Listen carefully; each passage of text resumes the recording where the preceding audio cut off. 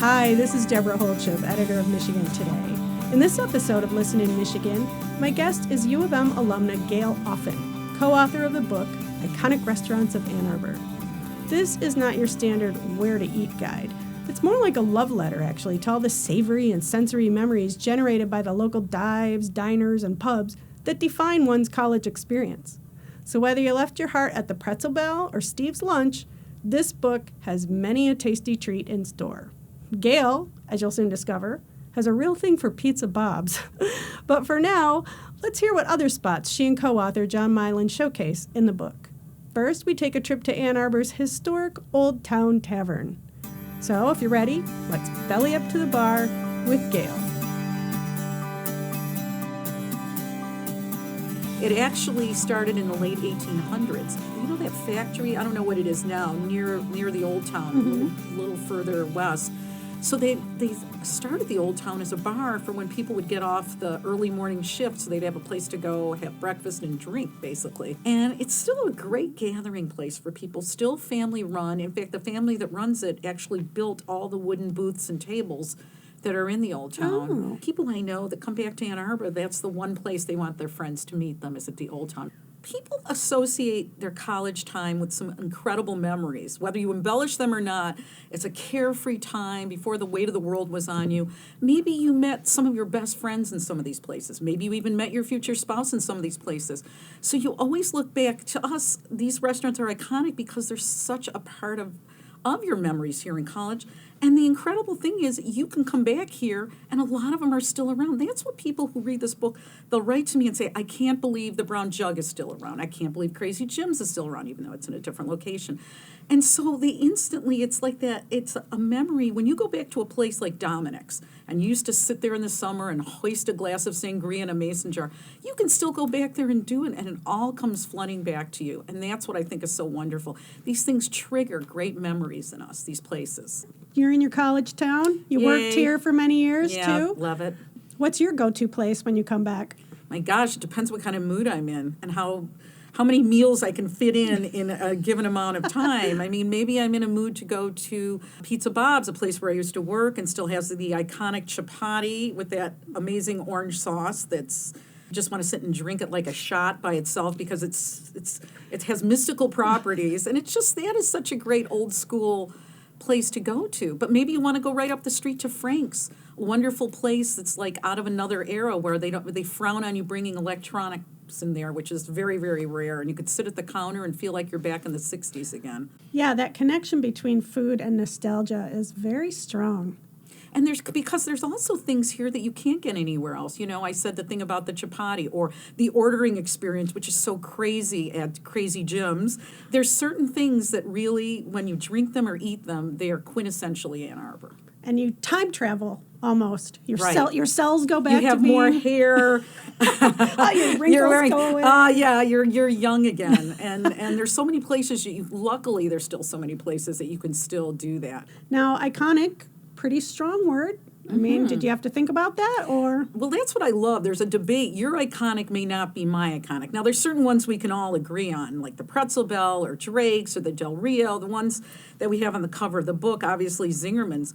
But then there might be some that are sort of on the bubble, and we love hearing from people that say, well, why didn't you put X in the book? And actually, Jan Langone, who helped us with the book, wants us to do yet another one, and there may be some more iconic restaurants that weren't even in there. Jan Langone's collection at the Hatcher, anybody can go look at it. There's boxes and boxes, and it's fascinating to just wade through all that stuff. Chefs come from all over the world to look at her. She has one of the largest collections of cookbooks. I know who you're talking about, yeah. But she also has a menu collection, and it's from all over, but a lot of them are Ann Arbor menus, and those are fascinating just to look at.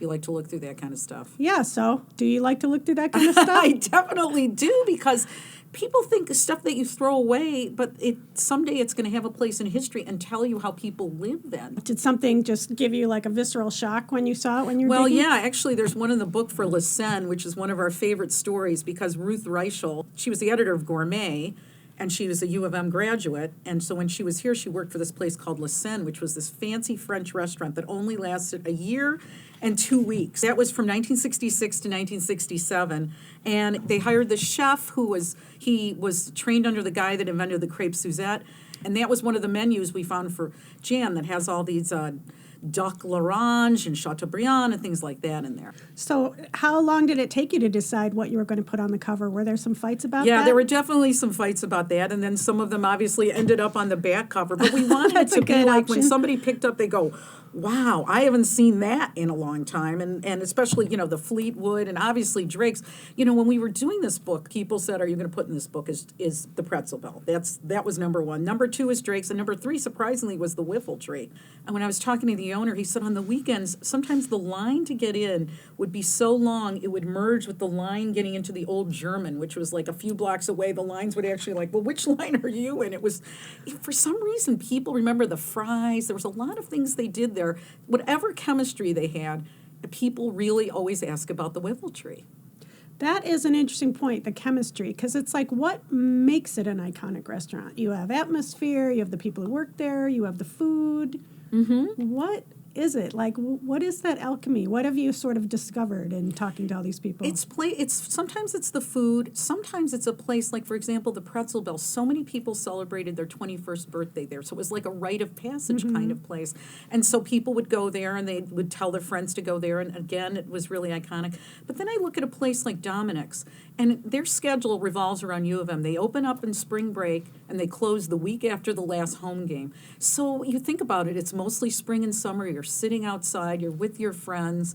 And so that's the kind of thing you look back again in your mind's eye. You can see yourself sitting there, almost like a movie, sitting there and enjoying things with your friends. So I think a lot of these gathering places are the places that people remember, for example, Drake's. My mother used to study at Drake's.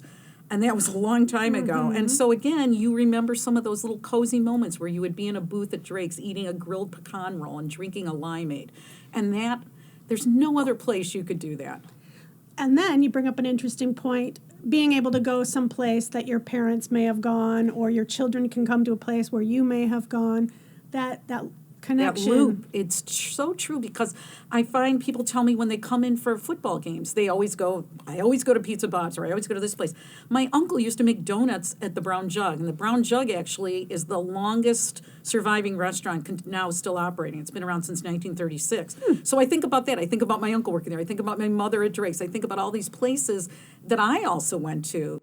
And then you look back at some of these places, you look where Drake's is now, and it's a Brugger's Bagel, and you go, really, nobody could save Drake's? You look back, and it's just, you look at some of these icons and think, why couldn't somebody have stepped in and saved them? You broke the book sort of into sections. The legendary and long forgotten, local favorites and student standbys, still here and going strong. So tell me about some of the legendary and long forgotten that really get people going. Well, I look at a place like the Del Rio, because again, to me, that was very much Ann Arbor, where it was run like a commune or a co-op, where everybody got to make decisions equally. I had a friend that worked there, and that would really hold things up. But they had in the middle of like their busiest time, they would hold a staff meeting to decide on whether to add a pickle to the side of a sandwich or something. It was truly Ann Arbor. It was this truly, a spirit of the 60s and 70s, where all decisions were made by the people.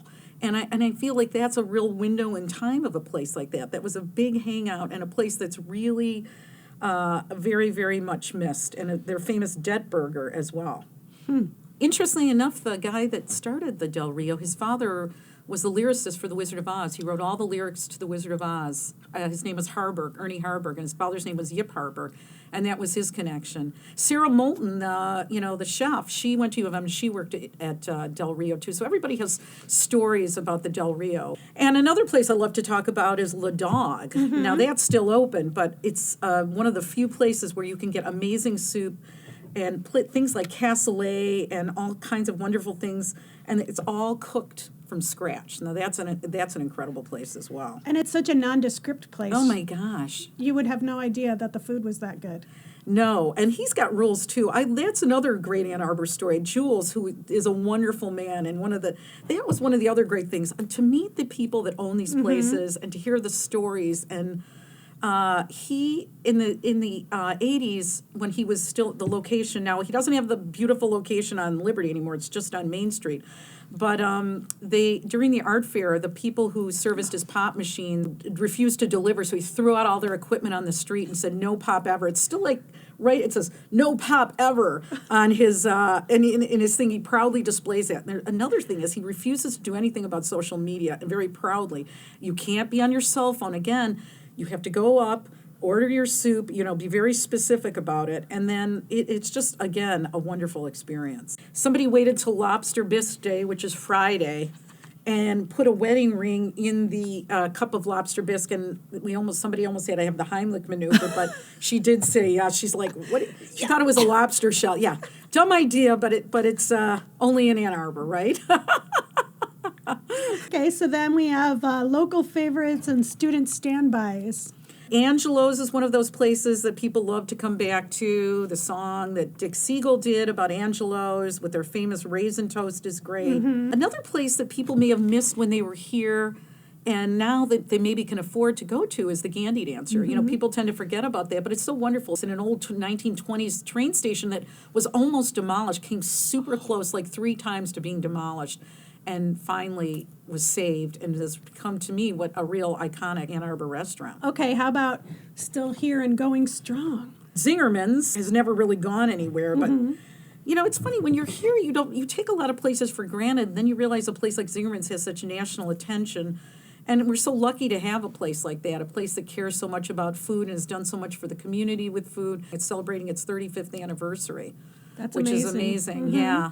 And then I also look at a place like Seva, which started out as a little hippie grocery store, Soybean Cellars it was called, on Liberty Street, and then it became, in that same location, one of the first vegetarian restaurants. There was this in the 70s, there was Indian Summer, and there was Eden. There was a real, renaissance of vegetarian restaurants, and Seva still survives. Now it's out near Nicola's on Stadium, but it still has a really loyal clientele, even though it moves. So to me, that's one of those places that students still remember, but now it still exists, even if it's somewhere else. Yeah, what's fascinating is you may miss the building, but if the food tastes the same, right on. If Right. Crazy Jim's still tastes the same, or if Seva's food tastes the same, then you can still go there and almost have the same experience. Yeah, and the community supports it. For Crazy Jim's, they did a Kickstarter for the new location when they had to move, and people felt so strongly about it.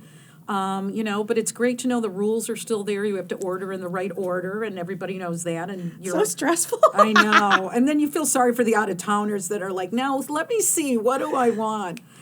And then I look at a place like Washtenaw Dairy, which is still around, that people still go to for donuts and things like that. That, to me, is another old-school place that people can still go to and have some great memories. So going back to that whole concept of Ann Arbor and thus the vibe of Ann Arbor, I guess, coming through these restaurants, why do you think that is? What do you think that means? Why is Ann Arbor unique? There's this place called Maud's that we didn't talk about, which was a very beloved place on 4th Street. And literally all the partners that are in Zingerman's all met at Maud's, and then they went off to do other things, but then they all came back together to be the managing partners at Zingerman's. They were like dishwashers and waiters and things like that. And it's interesting to me how these people would meet, like the people that started the Main Street Ventures, Grazie and Real Seafood and Polio, they all met working at the Gandy Dancer. They all trained there, and then they went and started their own restaurants. So they learned from people. Then they got together and formed their own restaurants, which went on to become new icons. Now you wonder who's meeting at these places. What restaurants are they going to start? Very interesting, yeah. There's this sense of community that people.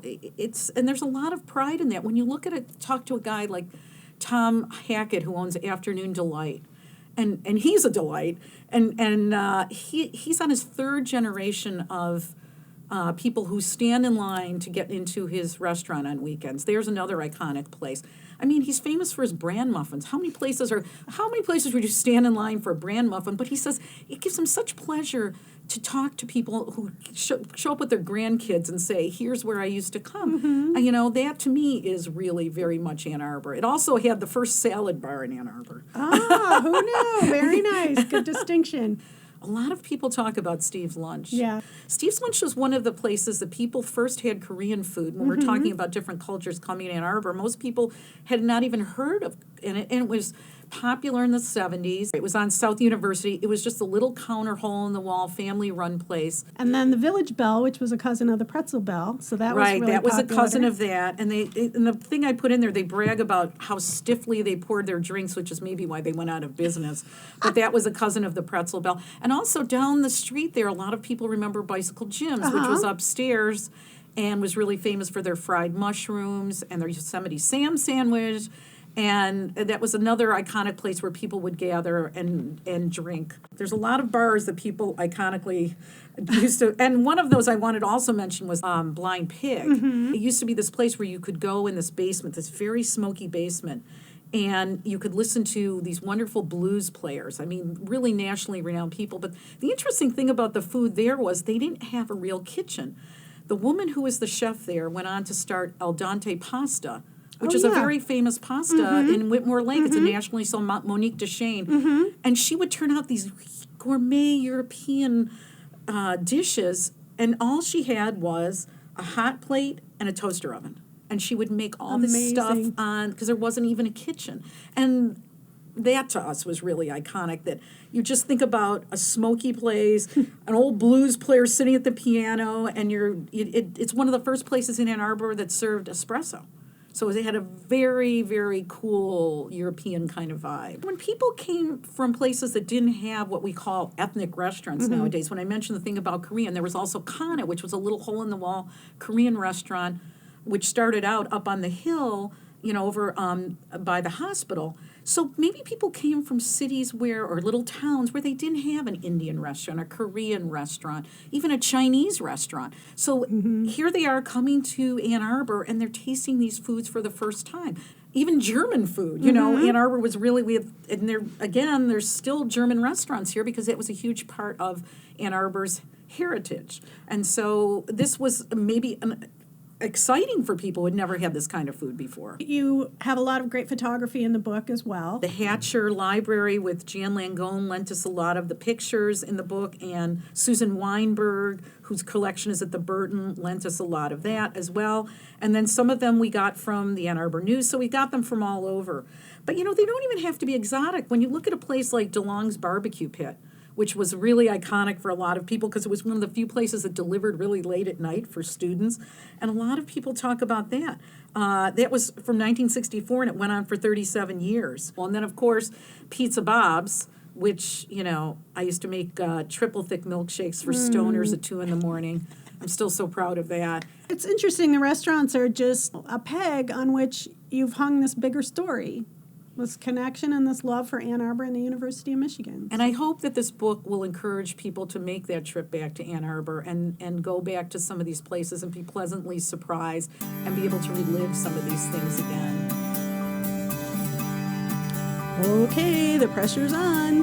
Where are you going to go when you return to town? Gail would love to hear, so go to facebook.com/Ann Arbor Restaurants. And if you'd like to hear other episodes of Listen in Michigan, go to the Michigan Today homepage, michigantoday.umich.edu. We can also be found at TuneIn and iTunes. Just look for Listen In, Michigan. All right, thanks so much for listening. We'll see you next month. As always, go blue, and congratulations to the class of 2017. I'm out of here. I'm going to Pizza Bob's.